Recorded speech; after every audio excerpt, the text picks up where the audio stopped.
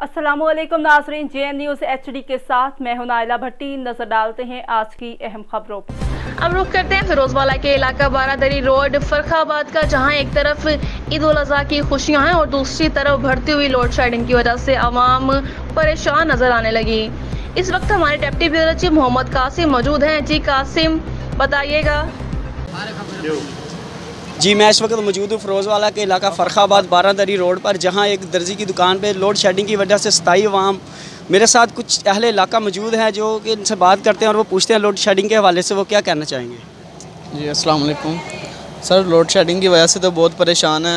Taylor की shop है मेरी, हर जैसारी बात है, सबका काम बना के देना होता है।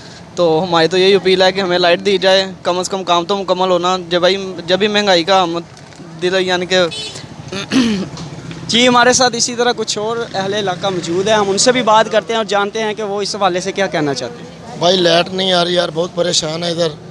हम छोटे छोटे बच्चे हैं, क्या करेंगे। तो लाइट आएगी चलो कमाएंगे, ईद आ रही है, मगर महंगाई बहुत ज़्यादा। आपकी मेहरबानी लोड शेडिंग ख़त्म करें और हमें लाइट दें। जी, महंगाई की वजह से स्थायी अवाम ने अब लाइट की वजह से इस हुकूमत से मायूस होना शुरू कर दिया।